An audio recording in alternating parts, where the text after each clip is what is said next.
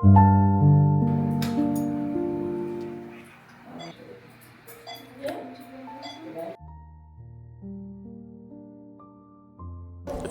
አንስቶ ለአዲስ ዘመን 300 ብር ነው የመጣው። የሽል ቤቴንና ይሄን ጎኔን 4 አመቴ ነው አልተኛሁበት። የሽል ቤቴና ይሄ ጎኔ ደቀቅ አልተኛልኛል። ሌት ተቀን ምድር መጎፈር ለተቀን 3 ጊዜም ልታነቅ ነበር። አዚያ ወዲያ ዘመድ ወጣኝ 3 አመት ምልስ ሲልልኝ ጎንበስ ሲመጣብኝ መተኛት መነሳት መቀማት አዚያ ወዲያ 5 አመት በቃ ጠቅለል የተኛው ገንዘብ መንጫጣው ወደ ሰደዱኝ አዲስ ዘመኖች ወደ ሰደዱኝ የዳነች ሰትጎም ነበር ህጅ ትለኛለ ያለ የድንቁርና ሁኔታ አሁን 3 አመት ምናምን ይሆና ነው ሰትጎይቶ እዚህ ታከማድና አሁን ስትለኝ እኔ በፍራታ በድንቁርና ማለት ነው ደብቄ ላስቀር እየፈራው አላድም እያልኩ አሁን ሲብሰይ ግን አይ መሄድ አለብኝ ሰሞኑን ተነስቼ መጣሁ።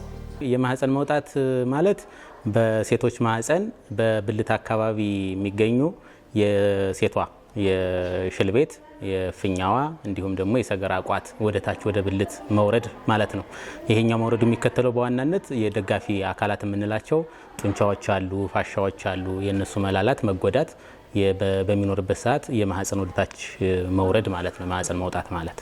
የሰው ስራ ስከላተም ይነሳ በምታተዚያ ጣሃው ላይ ሳርም በዘይና ሰው አረሞ በሰው ጉልጉሎ ስከላተም እንዲሁ ጣሃው ላይ ነው መሰል የተነሳብኝ። ረሮጆዝም ይያዛቸው ቤቴ ወየው ነው እንጂ ለሰው ይሄ ነው ብያለወቀው እኔ ብቻ ነኝ። እኔ ምንድን ነገር ነው እንደ ቤት ነው ምንድነው እየተባለ በጠበሉ በምኑ እየተባልኩኝ ነው የቆየው።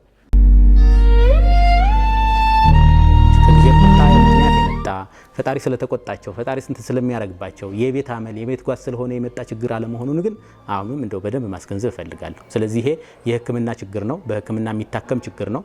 እናቶች ስለወለዱ ብቻ እናት ስለሆኑ ብቻ ወይም ደግሞ ያኛው አሁን ቅድም ያልናቸው ምክንያቶች ስላሏቸው ብቻ ነው እንጂ የመጣው ነው ፈጣሪ ስለተቆጣቸው አይደለም። ሐምሊን ፊስቱላ እንደ ፊስቱላ ከመውለድ ጋር ተያይዞ የሚመጡ ችግሮችን ስለሆነ የሚያክም ነው። ፊስቱላንም ማህፀን መውጣትንም እያከምን ያለ ነው። ስለዚህ እናቶች አምጠው በሚወልዱበት ጊዜ አምጠው መውለድ ብቻውን ብቻ ሳይሆን በመሳሪያ የታገዘ ምጥ ሲሆን ወይም ደግሞ አንዳንዴ ማህፀን መተርተር ሲኖራቸው ልጆቻቸው ትልቅ ሲሆን የምጥ ጊዜው በጣም ረጅም የሆነ ሲሆን እነዚህ ነገሮች በጣም አጋላጭ ነው ይገኛሉ።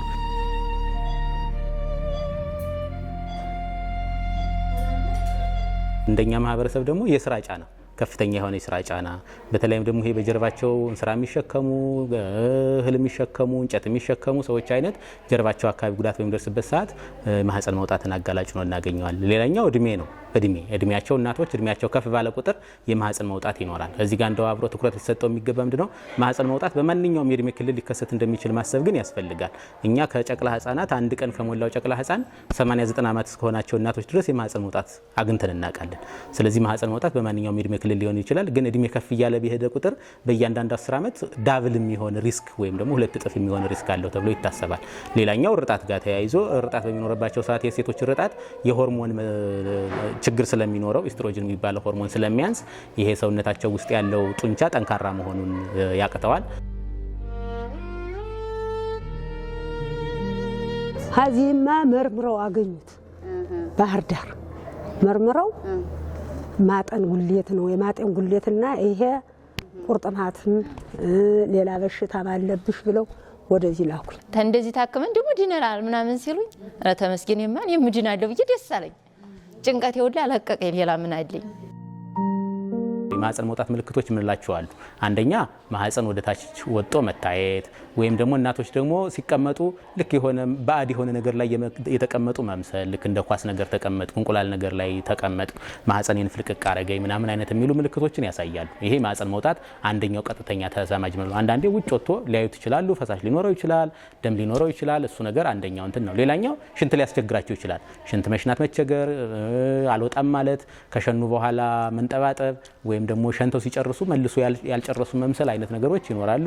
ሰገራም ሲወጡ እንደዛው ተመሳሳይ እንትን ሽንት ለመሽናት መቸገር፣ ድርቀት ማለት ሰገራ ለመውጣት መቸገር፣ ድርቀት፣ ከሰገራ ከወጡ በኋላ ሰገራ ያልጨረሱ መምሰል አይነት ነገሮች ሰገራ ጋር ተያይዞ የሚመጡ ናቸው። ሌላኛው ግንኙነት ያስቸግራል። ይወጣል። ሲወጣብኝ ዕቃ ማንሳት አልችል፣ ውሃ ቀድቻ አልጠጣም፣ ሙገጫ አልወቅጥ፣ ዝም ብዬ ብቻ የቤት ስራ ማብሰል ምናምን ነው እንጂ ሌላ ነገርማ አገለግሎ የለኝም። ቀን ግን እኔን ይረብሸኛል። ስተኛ እኮ ይገባል ምንም የለም። ቀንም እኮ ስወጣ ስገባ እንደዚህ ስቀመጥ ራሱ እንትን ይለኛል። ግን ብቻ ስራ ልሰራ እንደዚህ እንትን ያልኩ ጊዜ ስንቀሳቀስ ምናምን ይወጣብኛል። አዚያ ስተኛ ደህና ነኝ። አዚያ እጄን ታጥቤ ምናምን አስገብቻ ዘዲያ ተኛለሁ፣ ደህና ነኝ፣ ሰላም ነኝ። ምንም ውስጥ የሚሰማኝ እኮ የለውም። ብቻ ስነሳ ወጥቶ መጎተቱ እንትን ያስቸግረኛል። ያው ማህፀን አካባቢ ስለሆነ በግልጽ አታወራው። ለማንኛውም ሰው ማትነግረው እንደው ለማንኛውም ሰው ብቻ ሳይሆን ለባለቤታቸው እንኳን የማይናገሩት ብቻቸውን ደብቀው ይዘው ለግንኙነት ወደ መኝታ ሲሄዱ ማህፀናቸውን መልሰው ምንም ችግር እንዳልተፈጠረባቸው አድርገው ለብዙ ዓመታት የሚኖሩ እናቶችን ነው አሁን የምናገኘው። የነዚህ ሰዎች እንትን ምንድነው ችግሩ? ማህፀን ወጥቶ እንደፈለጉ መንቀሳቀስ እንደፈለጉ መውጣት መግባት ስለማይቻል በማህበረሰቡ ቢታይባቸው የሚሰጠው ትርጓሜ ሌላ ስለሚሆን ምንድነው የሚያደርጉት? ብዙዎቹ ከማህበረሰብ እሴቶቹ ይገለላሉ። ሳይው ሁሉም ሆነ ደግሞ እኔ ብቻ ነኝ እስካሁን እኔ ብቻ ነኝ እያልኩ ነበር። እንደዚህ ዝባ ያለ አልመሰለኝም ራሱ። ደረጃው ምን ያክል ነው? እናቶች ያላቸው ምልክት ምንድነው? መውለድ ይፈልጋሉ አይፈልጉም? ለግንኙነት ማህፀናቸውን ይፈልጉታል አይፈልጉትም?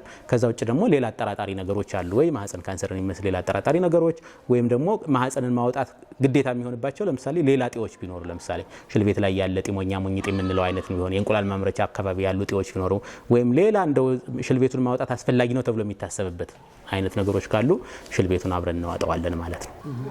አንተ አከምኩ ምንም የሌለው እንደውም ሀናት ልጅ የበለጠ እዚሁ እየተመገብኩ እዚሁ እንትን እያልኩ ምንም እንትን ሳልል ታከምኩ። አሁን ታክሜ ድን ያለው እዚህ በቁስል ችግር የለብኝም። መጣው ከታዩ ሕክምናው ከተደረገላቸው በኋላ እኛ በቀጠሮ እናያቸዋለን። ኖርማሊ በ2 ሳምንት፣ በ1 ወር፣ በ3 ወር፣ በ6 እና በ1 ዓመት ቀጠሮ ይታያሉ ማህፀን ማውጣት ያለባቸው እናቶች። ያኔ ስናያቸው ከ3 ወር በኋላ ሲመጡ መልካቸው ይብን ይጠፋብናል። ኖርማሊ እንደዚህ ነበሩ አይነት ነገር እስከምንል ድረስ የሚመጣ ለውጥ ነው ያለው። በአገሪቱ ውስጥ ያሉት የሐምሌ ፊስቱላ ማዕከላት የማህፀን ማውጣት ችግርን ሁሎችንም በነፃ ነው የሚያከሙት። ስለዚህ እናቶች የሚጠበቅባቸው ማህፀን መውጣት ችግር ኑሮብኝ ብለው መምጣት ብቻ ነው የሚጠበቅባቸው። ሪፈር ይዘው መምጣትም እንኳን አይጠበቅባቸውም፣ ግዴታ አይደለም። ስለዚህ ማህፀን መውጣት ችግር አለብኝ ብለው ቢመጡ እኛ ጋር ሙሉ አገልግሎቱን ያልጋውንም የመግቡንም የመድኃኒቱንም ሙሉ ሕክምናውን በሙሉ በነፃ ታክመው ወደ ቤታቸው የሚሄዱበት እንትን መሆኑን ማስተላለፍ እንፈልጋለን። እንዳልኩት ግን ምንድነው ሚዲያዎች እዚህ ጋር መስራት አለባቸው። ሕክምናዎች የት ይሰጣሉ፣ እንዴት ይሰጣሉ፣ ምን ማድረግ አለባቸው የሚለው እንትን ማለት አለባቸው። ጤና ባለሙያዎችም በተመሳሳይ መልኩ